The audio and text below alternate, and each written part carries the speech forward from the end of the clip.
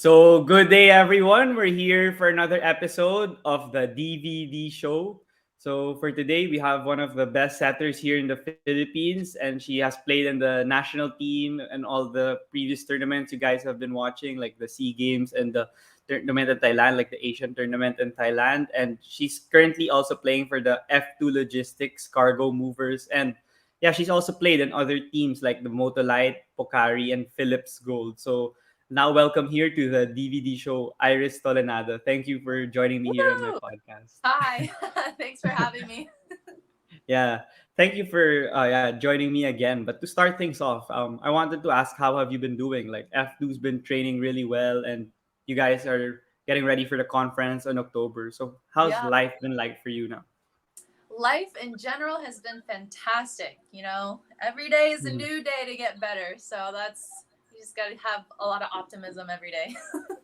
But Yeah. trainings are going well. I'm getting stronger. My teammates are getting stronger. So it's going to be exciting when we get to step back on the court again. Yeah. Are you guys in grueling training like twice a day? I Oh, heard in even Kiana on Coach in the Ramil's vlog. system, of course we got intense training. Come on. Yeah. No, it's great though. They know how to make uh, good athletes be great volleyball players. So What are you guys focusing on now in training? Is it like still the same? Like I mean, he likes blocking and serving, and it's the same everything. stuff. Yeah. Yeah, just really trying to work on ball control and since we're not playing, we have a lot more time to get more precise with our touches on the ball and our contacts and just trying to really gel in our system. Okay. So how about off the court? Like, yeah, you're pretty new to the team compared to the others who've been together since their LaSalle days in the UAP, Mhm. and you played well in the Champions League. You were the best setter, and now that you have more time to gel with them, since yeah you have more practice since you didn't join in the current PVL conference. Like, how do you continue to develop your chemistry and your bonding time with them? We just honestly hang out whenever not people when not when people are bored, but like, hey, you want to come hang out? Are you doing anything like that type of stuff? So we're pretty close off the court also, and it's never like a clicky type of thing. It's literally like, hey, who wants to go eat, or who wants to come chill? Who wants to go? I don't know, go bowling or play darts or something like. Yeah. So everyone is just down to hang out whenever, and we understand each other's schedules, so we try to do fun things. Yeah. So it wasn't difficult for you because of the adjustment period that they were all from LaSalle. It was all chill for you and it was No, easy it to. was a super easy transition. I played with a lot of girls in the national team, so like having them and then bringing me into F2 was like it was super easy, and like the coaching staff, all the managers, the owners, like everyone is so welcoming and friendly. So I fit right in. And me personally, I like people and I like meeting people. So I walked in the gym, I was like, hey everyone, like being Yeah, being yeah. my bubbly self. Yeah, that's great that they welcomed you terrific in a terrific Yeah. way as well. But being in a team also with great setters like Kim Fajardo and Alex Cabanos, what have you Yeah. also learned from them and how did they help you to continue getting better at your craft? Yeah. We also have Rem too. So we have four setters, four great Oh setters. yeah.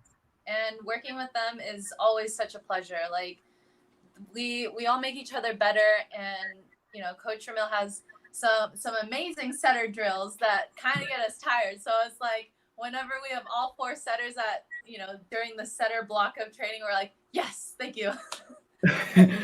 Yeah. But yeah, like all three of them, Kim, Rem, and Alex, they are Filipino grown setters. So me learning from them and taking away like how some systems work, it's very different from how I grew up in the States playing. So yeah, it's just them helping me gel with the team and helping me figure out what this person needs, what this person wants, and just trying to go from there like really helps. Yeah, I'm excited to see how you are like now. With before you didn't have Kim Fajardo yet in the previous tournament in the Champions Cup because she was Yeah, still injured. But then now, if yeah, you have both of you there, it's gonna be a spectacular duo for for F2. But then sure. now, since yeah, you guys aren't playing, I'm pretty sure you've been tuning into the game since you guys are gonna play them in the next few months. So, what are Yeah. your thoughts about your opponents and the style of play now? They're adjusting to pre-pandemic, wherein there are a lot of fans now. There are not that many Yeah. restrictions, and they could play in MOA and in San Juan Arena. I know it's crazy, right? But like I'm enjoying volleyball. Like I MJ's my best friend, MJ from Petrogas. Oh So yeah, I always like make time to go watch her and go support her and her team. And I have friends on all teams. So whenever I get to watch, MJ, I'm also watching my other friends yeah. and supporting everyone. And I'm just honestly really glad to see volleyball continuing. And that's honestly how everyone is going to get better.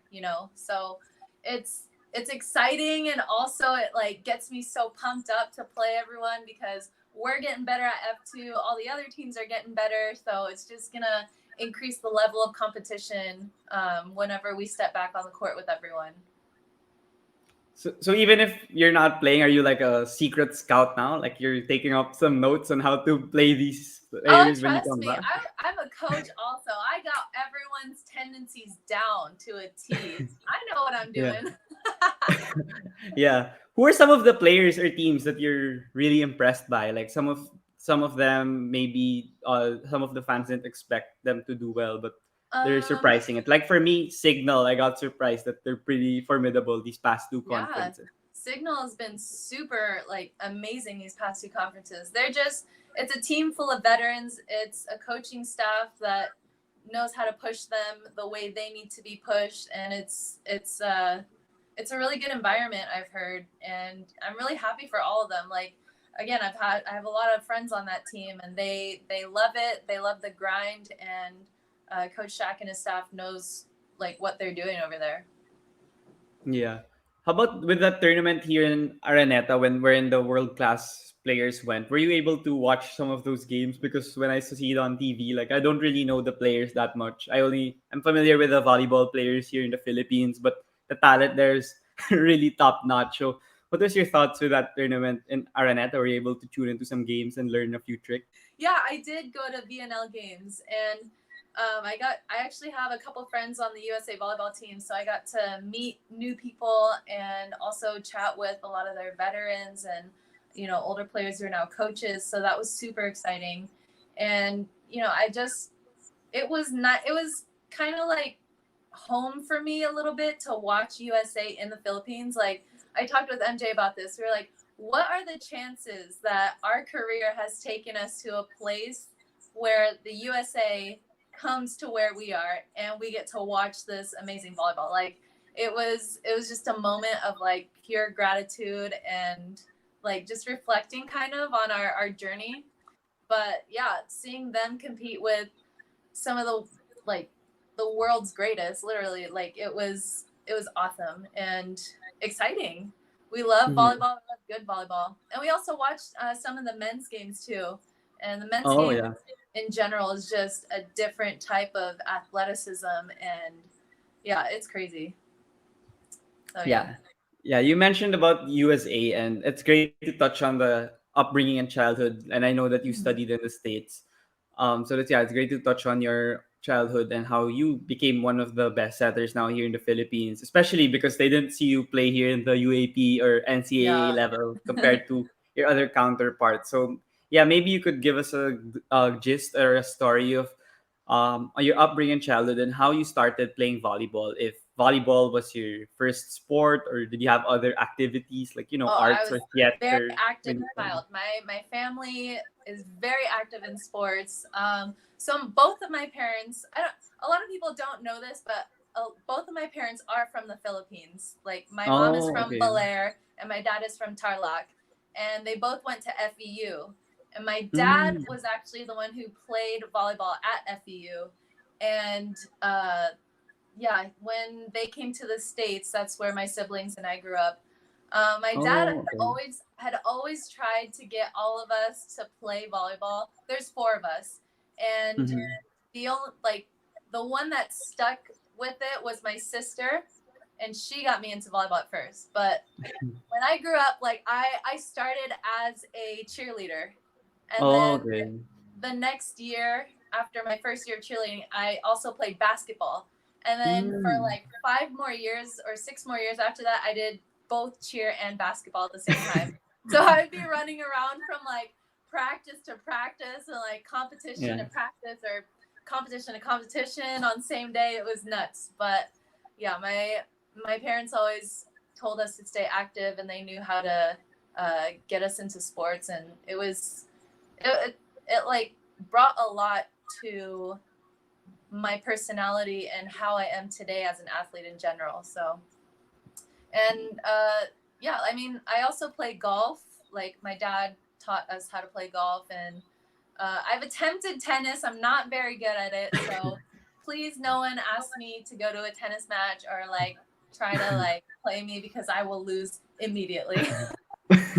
But yeah, I started playing volleyball. My ate played when she was in 8th grade, so I was in 7th, and then they needed an extra practice player one day because I was just sitting down and watching her. And so I decided to join. I was like, okay, I'll try this. And then from there, it just like really took off. And Oh, okay. I stopped playing basketball after my second year of high school. And that's when I decided to like really dive into trying to play in college for volleyball. Like it was kind of a family decision because we knew I was not going to make it on the Gilas team for basketball here. Oh, So okay. yeah, it just happened that way. And then I got recruited at San Francisco State University, which is a Division II school in California. And Mm-hmm. then yeah, it was a really cool career there. Uh, the team hadn't had much success. Like my first year was probably the second year of volleyball they've had since like 1984 or something like that. So Wow. it's literally I walked into like a brand new program and wanted to help build something great, which I honestly I helped, and I was really proud of that. And then Mhm. yeah, my freshman year that was we made it to the playoffs. I got freshman of Wow. the year, got female athlete of the year at my school, which Yeah. was super That's awesome. right. And then yeah, ever since like my entire career at SF State, we went to playoffs twice, and like it the thing that I really wanted to do was help that program build and get better players to come to that school so that I can be that proud alumni, like just cheering in the stands. After college, I decided to coach. And so I started getting into club coaching, like club high school. So I coached a club high school team. It's like a traveling team, and then one high school team. And then since then, I had been coaching at college camps, and like all the college camps I went to when I was a player in high school, I remembered all my connections and like all my coaching friends that were there before. And basically it was I've been networking since I was like 15 years old in a way, Wow. Yeah. like subconsciously. Yeah. And Yeah. so when I started coaching, I was like, oh my gosh, like I can really do this. And I think I've always just had that type of personality and that drive to where it's like I want to help people and I Mm-hmm. want to give back. Like I am very appreciative and like very grateful to give back to the sport that's given back, like, or that's given me so much. But I'm also giving back in a way to the coaches and the people who have helped me my entire career by sharing their knowledge that they passed down to me to other players. So, and I've coached like some of the best athletes ever and some of the best people ever that I've met. You know, I have, it's so weird to say, but I have kids that I've coached that are now playing professional volleyball as well.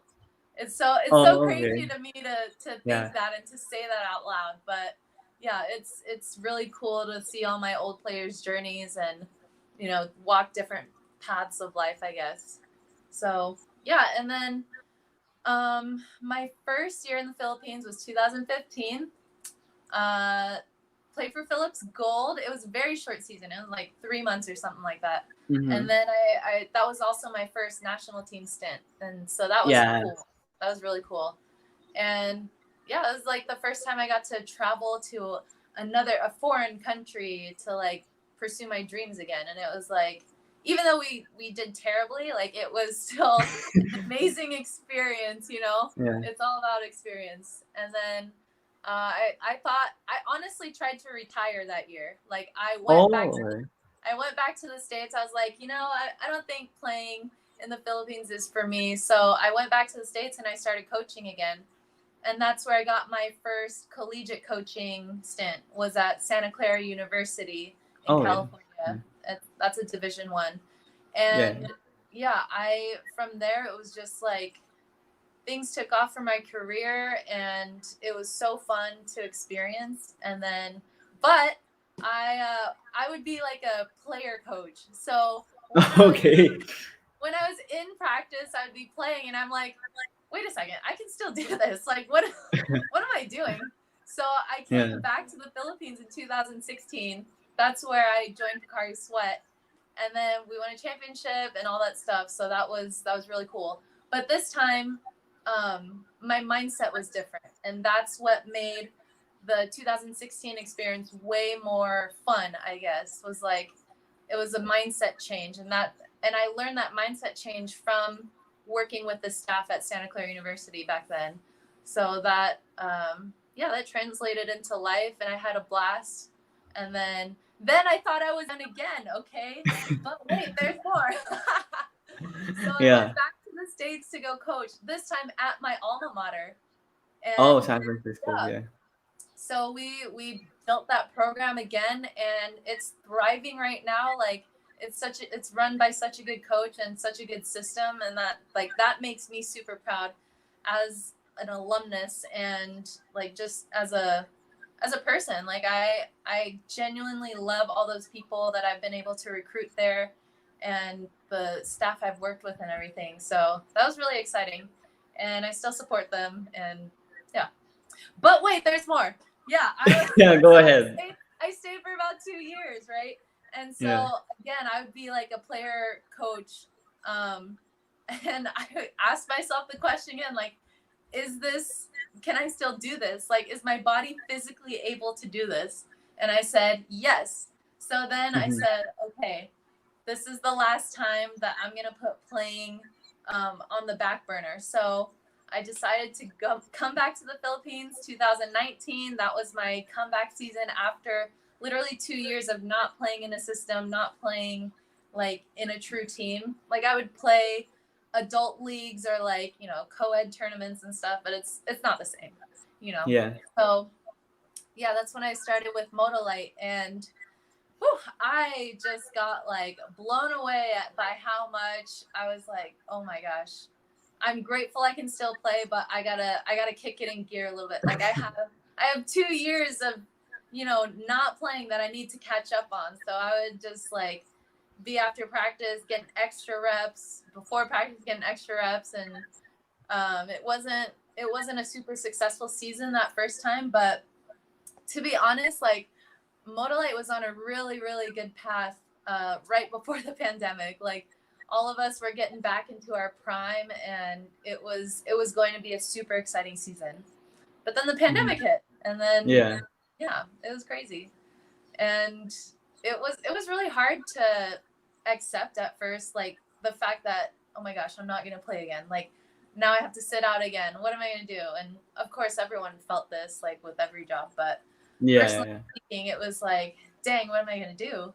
So yeah, I the next what was the next season? National team.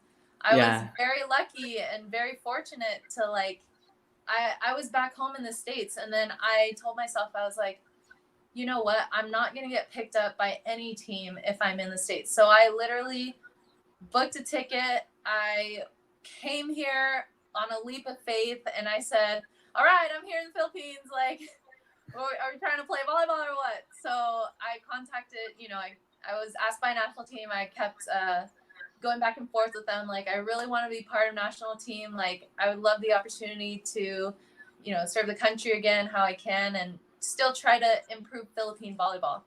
So yeah, I that's what I did. And Yeah. then it was a really cool experience. Again, we got to travel to Thailand. We got to experience all these things, like going through the pandemic still, and still being able to pursue our dreams, which is crazy to me. Like it's just it's humbling to think about,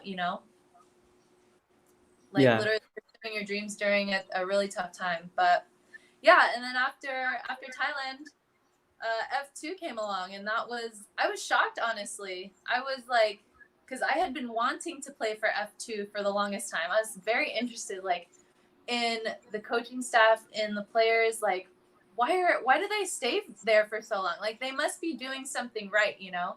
And of course they are. They're Yeah. champions. Hello. But like, Yeah.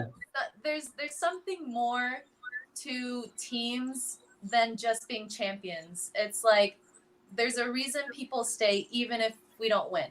There's a reason Mhm. people stay even if so and so. You know what I mean? So when I came to F2, and again, when they opened me with welcome arms, we started training. I started getting really coached by their coaching staff, which is what I've been like really needing. And I was like, all right, I know why. Like, I'm sold. I know why people stay. Yeah. So yeah, it's just been a really cool journey with F2 and national team since then.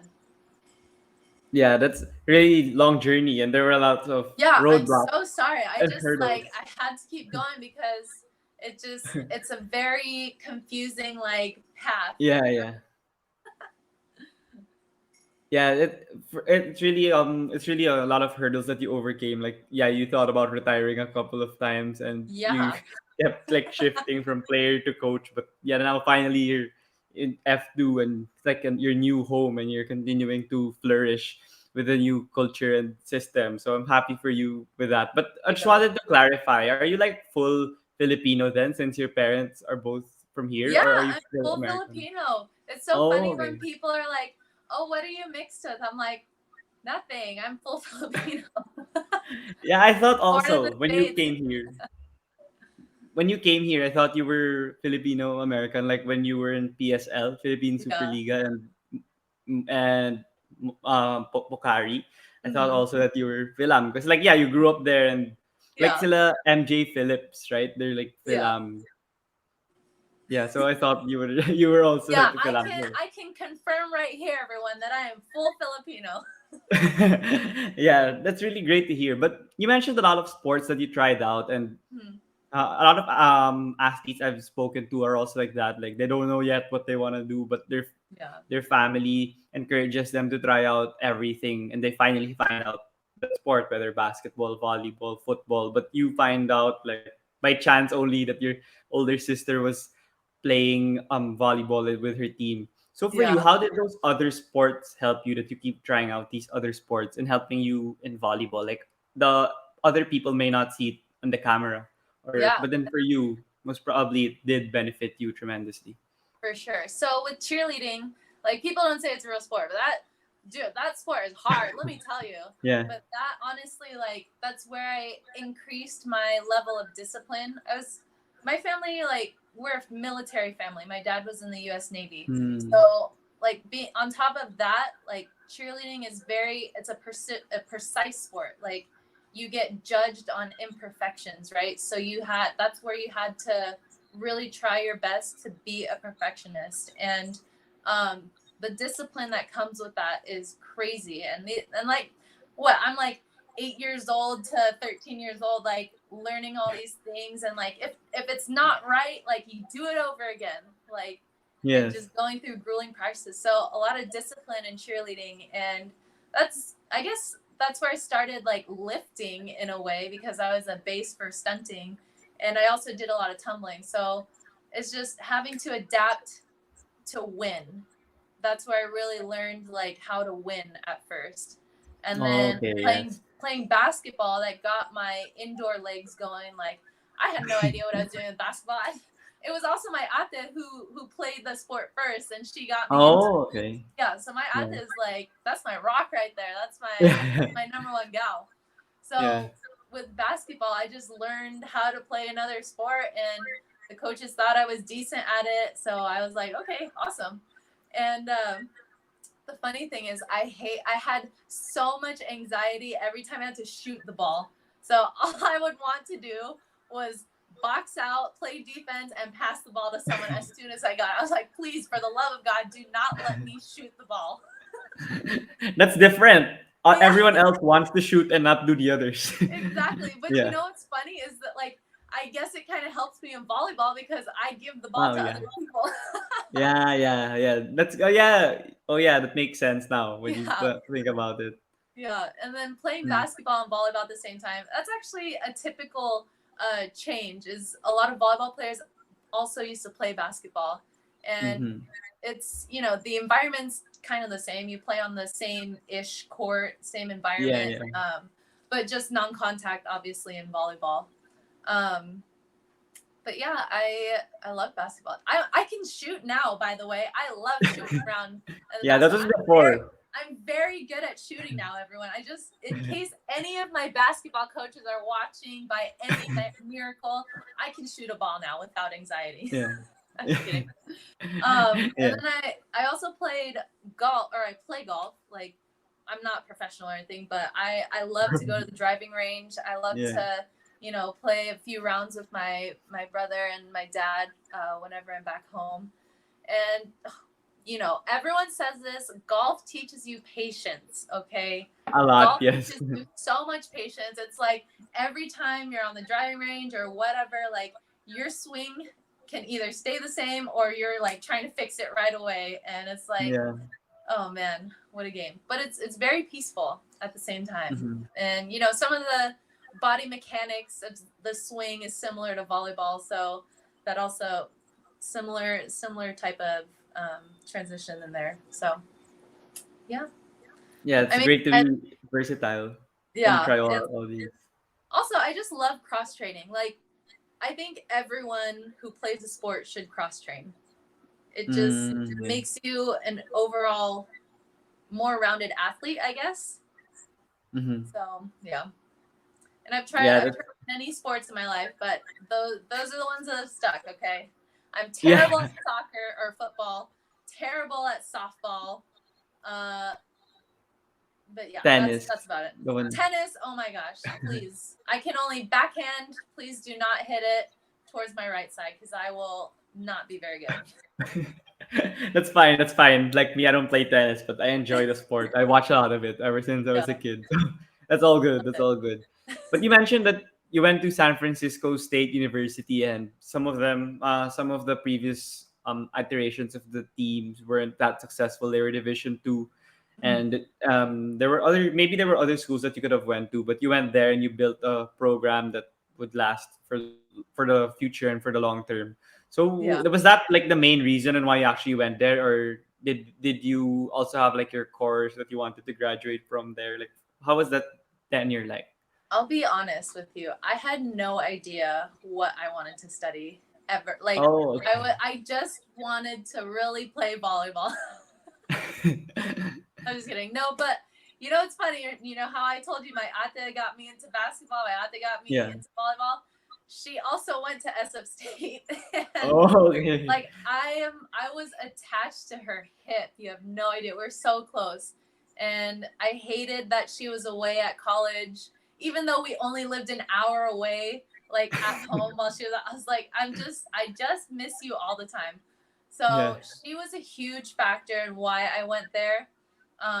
My mom and my dad actually at the time both worked in San Francisco. So, like, Okay. for me, it just made more sense because my family was able to come to all of my games, besides two. Yeah. Um, It's a huge but yeah, plus.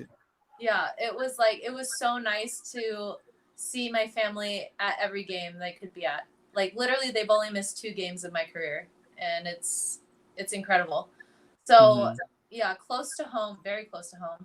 And also, my high school coach, who I'm pretty close with, asked me one day while like he was helping me through the recruiting process. He goes, "Do you want to go to a school that already has so much history that you would need to add to it or maintain that history, or do you want to go to a program where you know that you can create history?"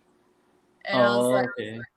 was like, wow, that is a really tough question to answer because it's like, you know, all the athletes, of course, you see all these big name schools. Like, of course, I want to be part of that school. Of course, Yeah, yeah. I want to chase the shiny gold thing, right? But for Yeah. me, I chose the latter, and I chose to help build a program, and I think that choice has paid off well. Yeah, for sure. It's been terrific for you here in the Philippines. It was a great springboard for you to actually have the foundation of learning volleyball and improving on your skills there in San Francisco. But you Yeah. also mentioned that you were a coach already, and I know based from your stories, you were pretty stable, and you were already in the US for a really long time since you were born. Yeah. But what prompted the change for you to try out here in the Philippines? Was it going out of your comfort zone? And your sister was there, though. I think that she was still there, and you Yeah, left her, my sister and did you, not convince me to go to the Philippines. yeah, But it yeah. was my parents are very avid volleyball supporters. Like every single Mm, day, literally they would I would come home and they would be watching on YouTube on the TV like Philippine volleyball, like anything Philippine volleyball, UAP, yeah. professional, anything. And they were like, I think they kind of like inceptioned me in a way. And they were like they were like, "Hey, do you want to go try? Do you want, maybe we should get your Philippine passport updated." And I was like, I guess so. I was very hesitant at first because I used to be very, like, very introverted, very did not want to Oh, try okay. anything out of my comfort zone, was not comfortable with change at all, and very, like, yeah, it was tough for me to make that change, but I did. And now I'm a completely different person from Yeah. that gal back then. Yeah, that's great that your parents were actually able to convince you, even if you felt that you were in the opposite side of Yeah, the spectrum. And to be honest, volleyball during that time, they weren't as popular or close to the level they correct. are now. Yeah, So at least they were still able to convince you, but even if they were just while it watching was on the internet. growing. Yeah, Yeah, crazy. well, you were growing. But since you were the only one who moved here, and are they still there, like your parents? They come back and forth. Right now, they're in the States. Yeah. Okay, since they're there, and yeah, your relatives or your family members, there a lot of them are there. How was your adjustment period here? Like you really were uncomfortable, I'm pretty sure in the beginning, and you were surprised it's so hot here compared to there, and the Oh my gosh. food there is better. I mean, sometimes it is. I mean, for me, when I go to there, especially in the West, also because that's Yeah. where my ninong and ninangs are. Like I eat a lot there. That's why sometimes I miss Same, the same. food. I love me some food. Come on. Yeah, that's why it's a whole new scenery. So how was your adjustment period for you? Like how long did it take? What were the challenges you encountered? All those things. Um, I would say it was kind of like an ebb and flow type of like adjustment to everything. So my second season in 2016 when I came back, I came in again with a different mindset and I knew what to expect this time. I knew what to Mhm. expect with volleyball, I knew what to expect with traffic and humidity and all Oh that yeah, stuff. traffic. So Yeah. those adjustments were okay. I was still like uh I think the thing I've had most difficulty with, and probably all Philams would agree, honestly, is like the way things are run or like efficiency in general, not Hmm. specifically to sport, but like just efficiency and getting things Hmm. done right away or having, you Yeah. know, we run very much on Filipino time in the Philippines. Yeah, we like cramming here also and Yeah, procrastinating.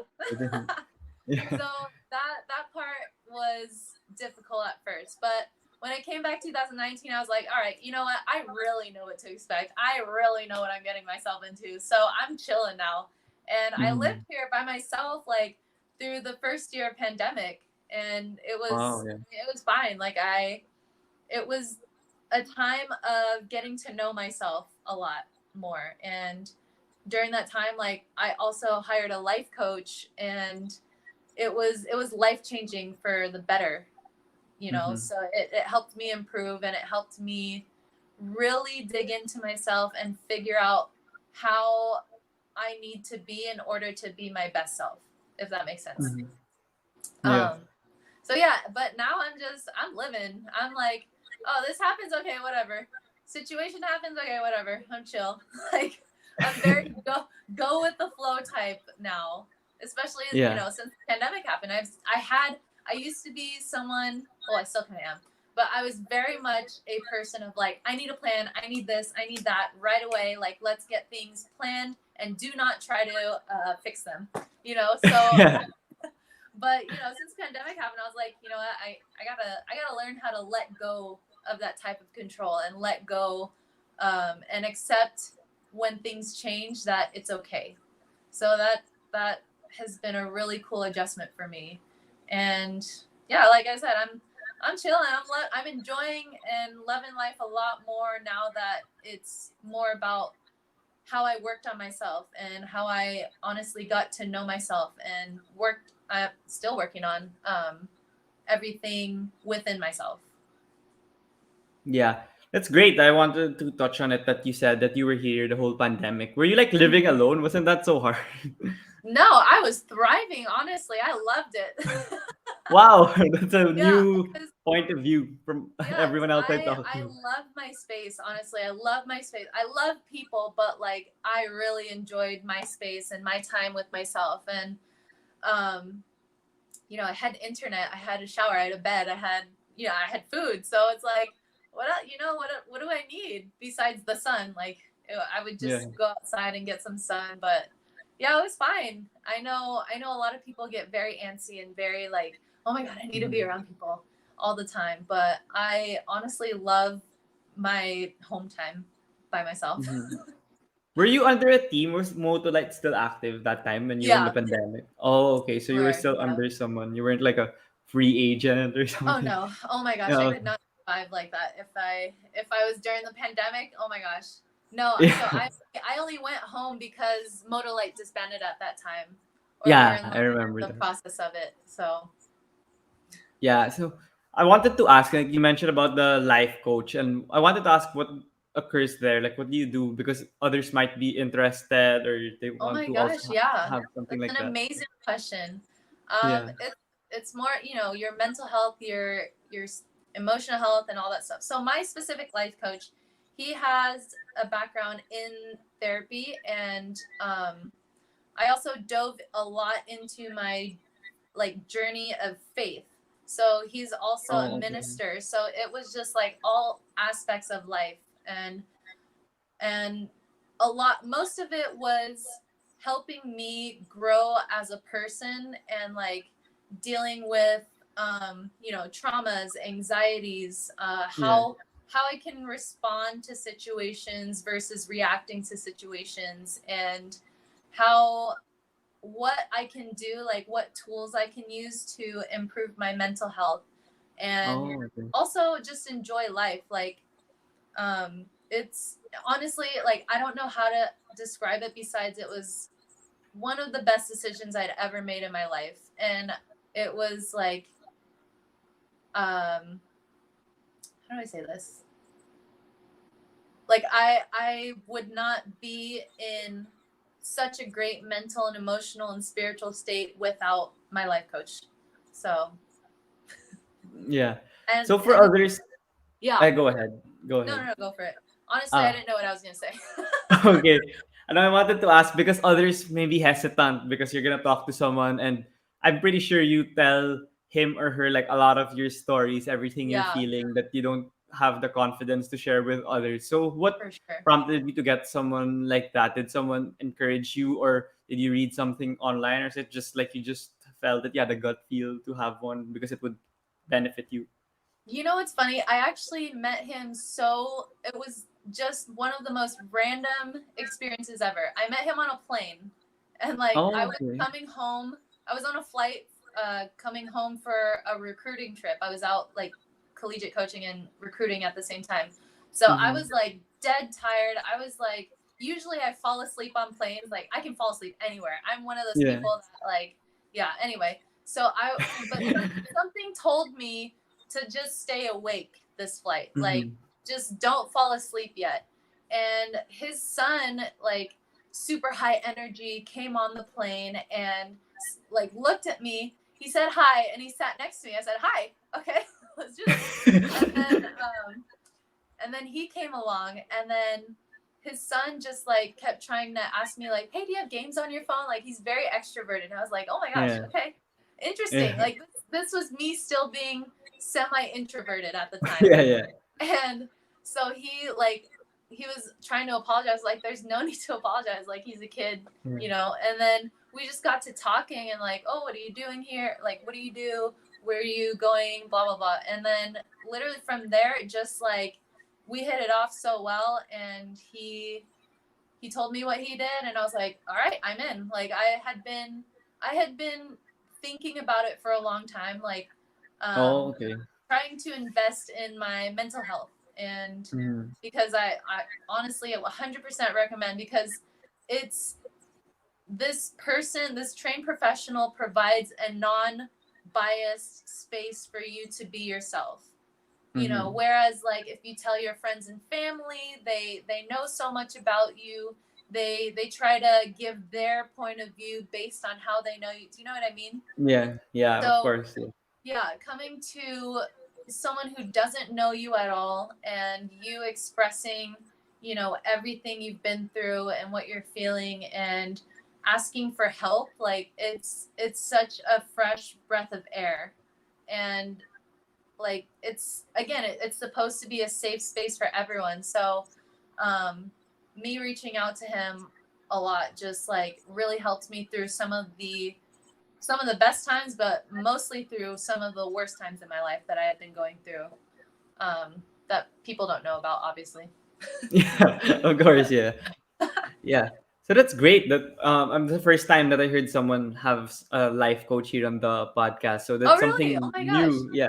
Something Yeah, new and unique that I think based from, I mean, some of my amazing. episodes were a long time ago, but then based from what I remember, I think that's the first time. So I guess that's great that others might be open to doing it also. Then hopefully Yeah, they could be inspired by your your sharing I and your would hope so, elaboration. honestly. Like, you Yeah. know, I that's all I want to do, is just to inspire people any way I can, like any way I can help someone, even in the littlest bit. Like, that's amazing. And I know it's such a tedious thing for people to say that they work with a therapist or say that they work with a life coach, but I'm like, I'm all about it. I'm like, hey, you guys should get one. Like, Yeah. you Yeah. should want to work on yourself. And these people who are trained will help give you the tools in order to you know, see life differently. I see life completely different, honestly. Like, Mm-hmm. it's just a really good investment. I mean, it's, again, it's an investment. So people also, you know, they'll choose to invest in other things rather than their mental health. But I personally, like, whatever's going to help me be better tomorrow, that's what I want to do. So that's Yeah, for sure. that's all I can recommend for everyone.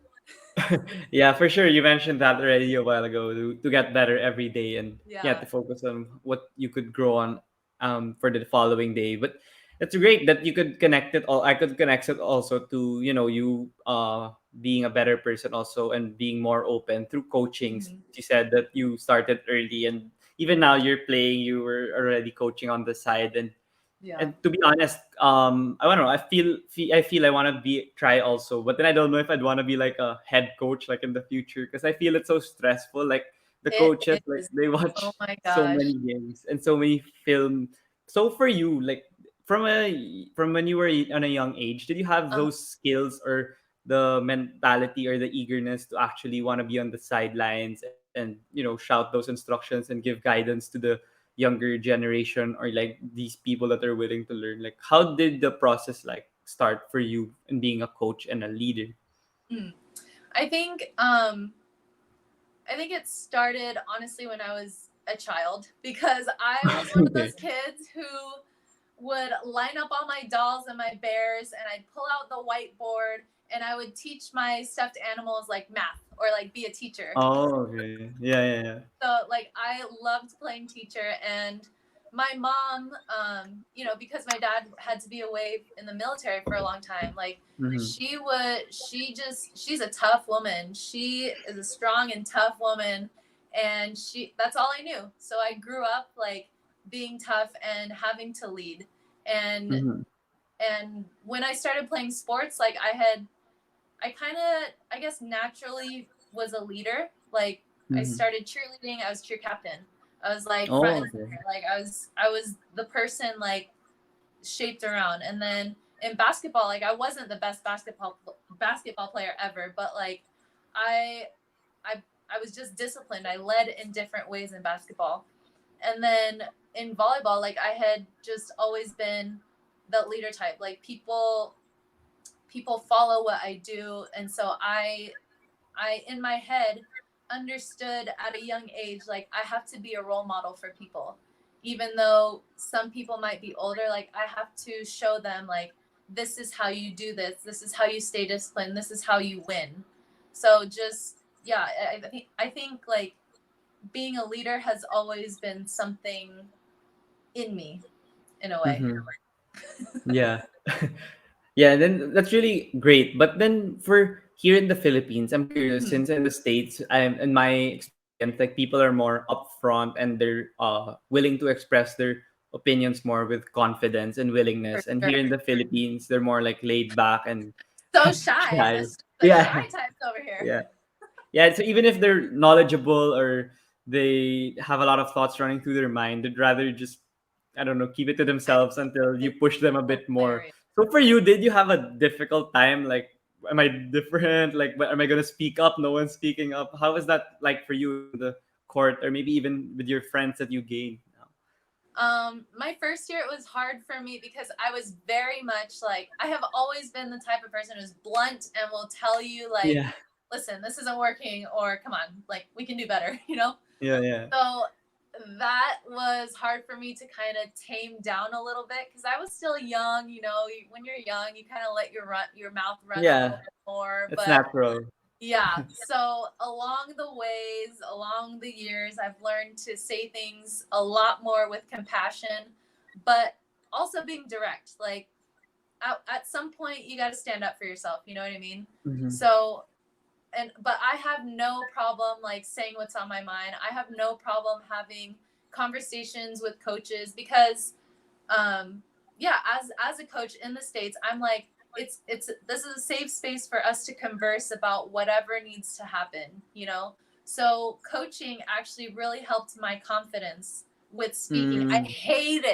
hated speaking in public, but like even coaching my own team, like these people I've been with, even coaching them at first was very like intimidating for me. Like, oh my God, if I say something, like, is it right? Like, I used to second guess myself all the time.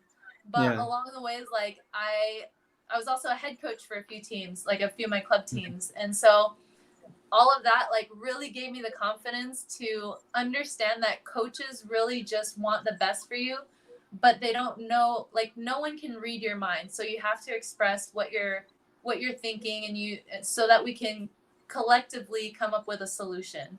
So Mm-hmm. yeah, I have no problem saying like, hey coach, can we have this talk, or asking questions in a drill. You know how people are mostly just like, you do the drill because the coach says so. Like Yeah, and I you're guessing on the that player. fly Yeah, how I to was do very it. much that player growing up, but as a professional player, I'm like, I ask questions all the time.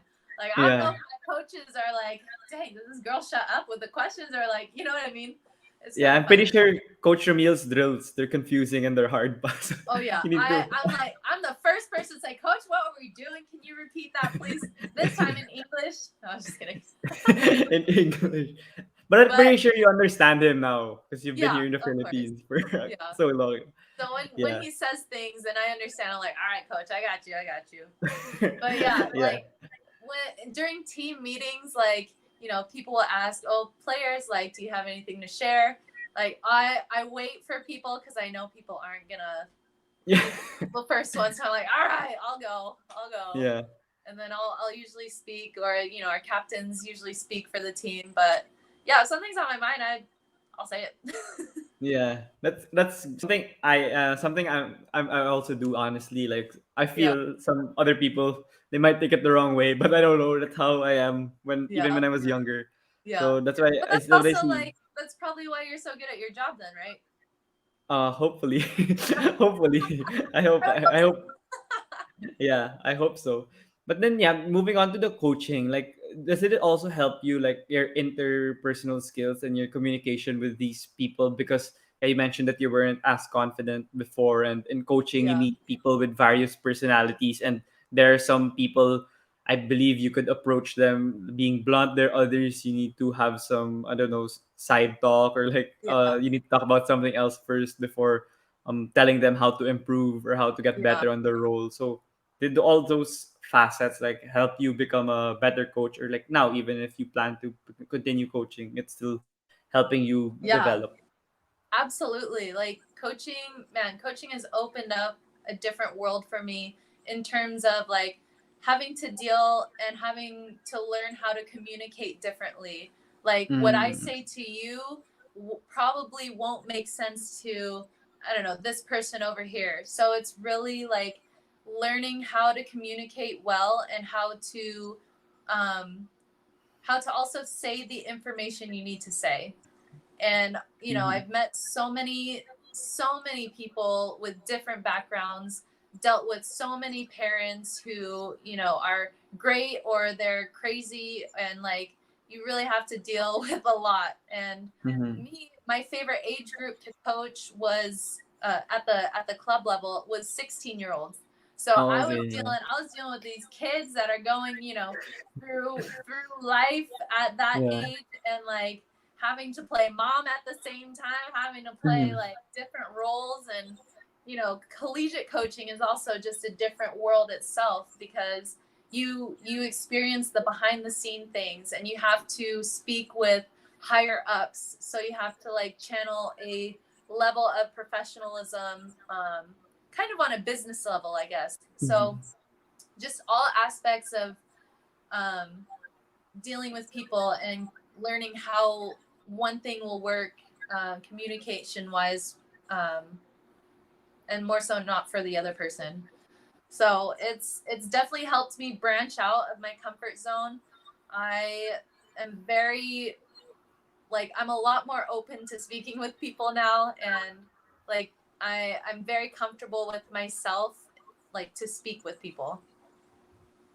Yeah, you mentioned a lot about communication and speaking, and also networking a while ago. So is this somewhat connected to how you also gained the passion of being the volleyball director for Philam Nation Select? Since I know you're like one of the head of the volleyball of that Yeah, sport, and I interviewed Alex Cabagnot also yeah, few episodes right, back, but he's for basketball, right? So of yeah, course. maybe you could share how that experience been going for you.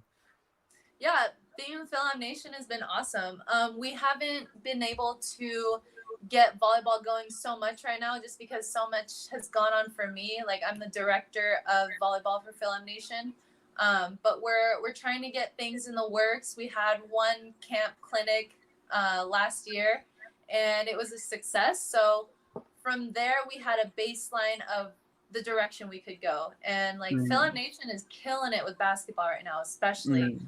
So it's really exciting as an opportunist to see like truly where this can go. And Film Nation has such a good, head on their shoulders, and the people behind it is all it's just going to be super exciting once we are able to get the ball rolling with volleyball, because it's growing. The sport's growing in the States, and we want to get Philams to play everywhere, and hopefully for the country as well. Yeah, I'm pretty sure that you guys are immensely talented. Like you see the ones playing here, they are able to elevate the volleyball, like specifically volleyball. They're able to elevate the status of the sport here with like you and MJ and Kalemao and all these other Yeah. filams who are very formidable and they're very talented. But then I wanted to ask also about you in the national team, since you Mhm. mentioned also that you were there since 2015, and then in the recent tournaments in Thailand. You were the team captain of Choco Mucho, and before you, I believe you joined other tournaments as well. So Mhm. how about that? Where did you have that passion of having national team as the utmost priority? I mean, I believe that you never turn down offers. You just always present, and you have a huge role. on Yeah. that team. So even if you like, pretend you grew up in the States, but then now when you're here in the Philippines, you don't reject it if it's for flag and country. Yeah. So that started 2015. I didn't really know much about national team back then, but um the thing that sparked it was like our team manager for Phillips Gold was our team manager for that trip to China, and Mm-hmm. well, or he was going to be at that time, and then he asked like, oh, who's interested in trying out for national team? I was like, I raised my hand and said me, like to represent a country, like an Yeah. incredible journey. Like I hadn't come this far in my volleyball journey to turn down this type of chance, you know what I mean? And when I first came to the Philippines, my goal was to change volleyball. And of course, Mm-hmm. like me being my Philam self, just me, I can do it. Like Yeah. but I didn't realize like the process it would take. But yeah, when I got here, honestly, the offense that the Philippines would run before is a lot different now. Like I I would like to say that I helped people see that volleyball can be different in terms of offense. Like I always want to go fast offense. I always wanted to go Mm-hmm. fast balls, like no super duper high balls. That's just the system we run in the States, right? So when I Mm-hmm. came here, my team had no idea like what I was doing because they were like so used to all the high balls, and I was like, no, like I run the offense. You have to go fast. Yeah, yeah, yeah. Setter, So of like course. Yeah. I just at that point I just hoped that the Philippines would see a different way to play volleyball. And Mm-hmm. I'm not going to take credit for, any offense or anything because I didn't reinvent the wheel, you know what I mean? Yeah. But that's all my goal has always just been to showcase and help elevate Philippine volleyball any way I can, any way I'm able to. Mm-hmm. Oh yeah, that's a definite boost that you actually gave the national team. As I hope it continues to level up. And being one of the consistent players on the team, you assigned to the team captain role. Maybe you could share the experience of being the team captain of amongst all these talented players that maybe have been here in the Philippines longer than you, but then you were able to have that leadership role of being being the. I think you were the one with the veteran team Choco Mucho, because the other team, Yeah. they were more composed of the collegiate players and the younger players. So Mhm. how was that experience for you and handling being the leader of these veterans who you were able to follow, who you would make them follow you. I honestly had no problem with it. Like I'd been team captain for most of my career, like in the States. So I was like, I knew my time was coming at some point. I knew I'd be a team captain for, and I had been team captain for Modalite. So I had no problem being team captain for the Philippines. Like that was such an honor for me. And like I'm the oldest on the team. So I was, Oh, okay. I've always been that at the type of role in every team. And I Mm-hmm. don't, I feel very comfortable leading. Like I love leading and I love, um, you know, being in that leadership role however I can. And it was just, yeah, all I can say is like I was just grateful to have that honor, just to have that, the dash under the number. And, you can be a team captain, but it's honestly more about how you lead and Mm-hmm. what you can show the team, and not just with physical skills, but like how you how you work with different people on your team, and how you can show them, um or I don't know how to say it, like how you can be a great role model to them. Mm-hmm. And like what you and as a leader you have to help people on your team grow. Like Yeah. you have to step on the court and you have to say, okay, I'm going to make you better, and in turn that's going to make me better. So it's an even exchange, right? And Yeah. like when you have a leader in the gym like that, the level of competitiveness and the level of play is just automatically going to rise in the gym. Yeah, for Chocomucho, you mentioned a lot about relationships and making them grow better. So, who were some of the Yeah. players developed a relationship with it, you grew closer to because of that tournament. And I know that you guys trained in a bubble during that time, so you were spent Yeah. more time together. So how was it like, and who did you get closer to, and how did you guys get close? I was roommates with Dell Palomata at first, so she and I got close, and Dell's awesome. Like, I got close Mm-hmm. with everyone, but since Dell and I were roommates at first, like, of course we got close. And then the second half of the bubble, MJ got moved into our room. So, Oh, like, okay. that was really where mine and MJ's friendship and, like, sisterhood really flourished. And, like, Okay. we like to say we are inseparable now. It's Yeah. so funny. She's such an amazing person, and and we had met before. We had been like, social media friends before, me and MJ, but like that was that was my rock right there. And also Abby and I got close. Mylene, oh my gosh, everyone, like Mm. literally everyone I got close with and I loved, and Tintin, Tianzon, Tiamson. and Oh yeah, yeah, I've and interviewed her here. yeah, like everyone. I got close with everyone. But yeah, those Mm-hmm. relationships, like me and MJ, me and Mylene, me and Abby, like being captains, that was a different level of respect and different level of relationship. And getting to know all these girls on a personal level is really cool. Yeah. So with volleyball, like here in the Philippines, like normally I'd ask my guests, since for sure you could relate also since you were here in 2015, on how it has grown over the years in terms of Yeah. popularity and the support you guys get. So from your experience, did you expect it to actually be this popular and have this much exposure? Like in the game last Saturday between Dreamline and Chocomucho, there were like That was 16 or crazy. 15,000 people in I the MOA arena. Yeah, Yeah, oh my gosh, that's yeah. insane. I knew volleyball was big here when I came here, but to like have it blow up that big, that was nuts. Like I was blown away. I did not expect it. Well, I mean, over time I think I expected it, but like Mhm. looking back, I'm like, dang, volleyball's really grown in numbers. Yeah, It's super cool. It's amazing to see a sport being loved so much. And like I think also having the VNL here was very helpful and helped it helped another perspective of volleyball, or I hope it did. I hope it showed yeah, people a different look of volleyball. So yeah, I'm yeah. not right now. I'm not surprised that the numbers are that way, but it's all I can say is it's super cool, and I'm excited that we all get to experience this. Yeah. Is it different like from the United States and here in terms of the support? And for you as a player, did you also, since I'm not, I don't think it's like similar or actually like, I mean like super the same from the States and here. So did you also need to adjust in terms of playing in a huge crowd or having these fans? I'm pretty sure like that when you're in the mall, like people do notice you or when Yeah, you're walking anywhere. So how is yeah. that feeling comparing to playing in the States and here? Oh my gosh, yeah.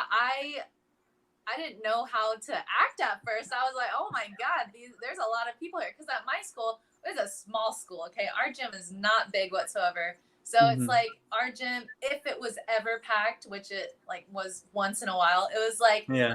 it was an intimate like stadium, not even a stadium. It was just like Mm-hmm. when I say intimate, it was literally a gym that has bleachers close to the court. Yeah. Like that's how it felt. And like playing in arenas is just like it's so different for me. I had never done that before. Packed arenas, I should say. Yeah. But there Do are you get schools in the states nervous? that How do you there are adjust? states that like have all of those crowds, but I think at first I was nervous. Mm. And then I just got used to it, I think. That's great. That's great. Others take Yeah. a long time, especially from well, yeah, you came here in the pros. Like when they come Yeah. here from abroad and they play in the UAP, like they're still Mhm. young and they still need to adjust a ton. So yeah, that's great that you're able Yeah, to it's adjust. crazy. Yeah, yeah.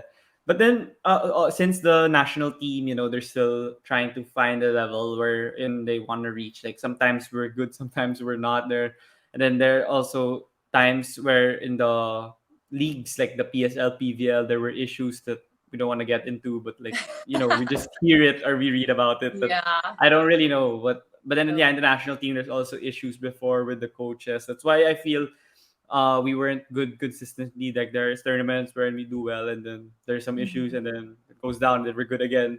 But then for you, since yeah, I'm pretty sure you have a great vision and you have that leadership mentality. Like, what's your wish or like your hopes for the national team maybe in the next 5 years? Like maybe you want to be the coach in the when you're done playing. Listen, let me just keep playing first before I decide or dream of coaching it. But my hope and my wish would be that um, that people want to play for the flag and that people want to show up and be there every day, no matter what. Mm-hmm. Everyone, not just a few people, not just one person, but that's my hope. And I also hope that that we can all figure out schedules and work together as a country. And you know like it was such an honor to play in the SEA Games. And the funny thing is, I tell this to everyone, that was my favorite national team I had ever been on here. The Like recently it was, concluded yeah, game. Oh, for the SEA okay. Games. Like it was like the group of girls was my favorite group of girls to be with. Like Mm-hmm.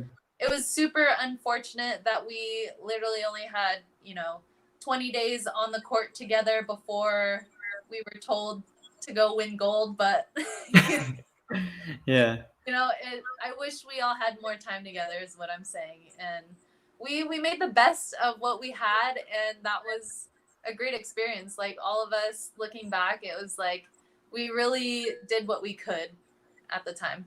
So, Yeah. So but yeah, yeah. to wrap up this interview, I ask so these general questions to my guests that yeah you could answer. So one of it is I'm pretty sure you know because you know basketball. Like in the NBA bubble before, like the players started becoming more vocal and they would express their thoughts and opinions on social and political issues. And it's been continuing whenever there's an issue, and there are a lot in the states. They Mhm. speak up and they try to use their platform as a way to influence their citizens. And here in the Philippines, as you mentioned, since at the start of the interview, we're very laid back and we try to just read all these information. But then in the recently concluded elections, I'm pretty sure you know that more athletes and more sports personalities were active and vocal on expressing their thoughts and opinions on their Mhm. preferred candidates, or even in social issues in the pandemic, there were more people active and trying to use their voice. So, in your opinion, is it what's your thoughts on athletes being more vocal or amplifying their voice, whether in social media or in other ways, in using their platform to try to educate their followers and the audience? If I'm being honest, like I don't care. like Yeah, I'm gonna say that in a way where like I don't care to where like if you're telling me how to live my life, I'm already I'm out. You know what I mean? yeah, It's like what am I doing to be better? What am I doing um to help what I want to help? Or what am I doing to help the cause or you know what I mean? So like mm-hmm. I could literally care less about what people say on their platform. And if it like sure, like do you. You Yeah. can like I don't want to sound like a douche or anything, but No, it's fine. It's fine. but Go. yeah, I think it's great that people choose to use their platform. And I also think it's great that others choose not to use their platform, because at the end of the day, like honestly, social media is not what it seems. And it's all about perspective. It's all about how you want to present yourself. And it's also about what you intake as a consumer in social media. Okay, I'll speak more for myself. It's like for my Yeah. platform, I choose to show what I want. I choose to talk a lot about mental health, and I Mm-hmm. choose to talk about self-reflections, because for me, I'm not a therapist. I'm not going to tell you how to live your life. I'm not going to tell you that you should do this in order to do this. You know what I mean? So, personally on my social media, I like to do things that make me happy. I like to do things that are fulfilling for me. And I appreciate that people have a lot of creativity on social media, and I think that is where I can appreciate social media more. But as a whole, like I just it's kind of crazy to me that the Philippines loves social media so much. You know what I Yeah. mean? Like it's Yeah. kind of sad in a way because sometimes people just don't know life outside of social media.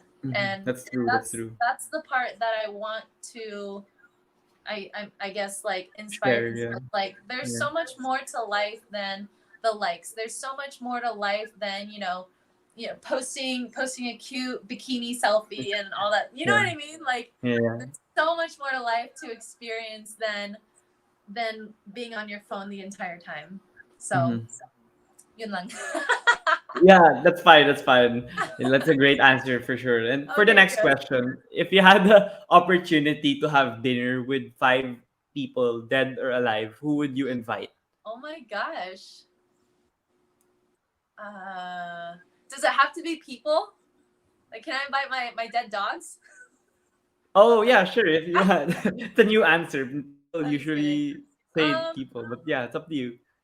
no, it's just honestly, it'd be mostly my family, my friends. Hmm. Like, I can't. I have a big family, so I Yeah, can't just choose five. yeah. That's fine. Family, That's my friends, fine. my dog. But the people I would like to invite to dinner would be my all my grandparents who are in heaven right now. So Okay. I would like to get to know them more. That's why. Hmm. Yeah, so for the final question, I'm pretty sure you know that I still don't have like connections with athletes since I'm still like a student and I just Yeah. started this podcast during the pandemic, and I contacted you through social media or email. That's how I contact all the athletes. So maybe Hmm. you could suggest some athletes that I could invite here on the DVD show that would have a great story to tell. Hmm. And it doesn't need to be limited to volleyball, but then yeah, you could suggest any. I'm gonna suggest my girl MJ Phillips, of course. No, yeah, I haven't had her yet. Yeah. And also, you know who has an amazing story is if she would like to share one day, if possible, is Mylene Paat, my girl Oh, My. yeah, yeah. She Yeah, I man, haven't had them too. oh, you have had her? No, haven't. Oh, I you haven't? haven't. Okay, good. Like Yeah. when I got to know her as a person, like, oh my gosh, I cannot tell you. She's literally just been an incredible human being on this earth and just a blessing to Philippine volleyball. That's all I can say. Yeah, those are great suggestions. I haven't had them, and thank you so much for suggesting Of them. And also course. thank you so much, Iris, for joining me here on my podcast. I learned a Thank lot from you, and you. especially from your tenure in the States. Like I wasn't as familiar with that and everything you experienced because yeah, I started watching you here already in the Philippines. So thank you. And do you have any final message before you go? Final message. Yes, a grateful heart is a wait, let me start over. My message would be a grateful heart is a magnet for miracles. And also just stand firm in faith and just understand that everything's going to be okay. Yeah, so thank you so much again, Iris. But before you go, is it okay if we take a picture? Yes, of course. Let me just Okay. ice my hair first. Yeah, go I ahead. got right out of the shower when I called or when I texted you. So I was like, oh my gosh, my hair's looking like a mess. All It's right, wait. fine. Okay, we can take it. One, two, three. Okay, thank you so much again, Thank Iris, for you. joining me Thank you here. so And much. It's yeah, great meeting you. yeah, great meeting you too.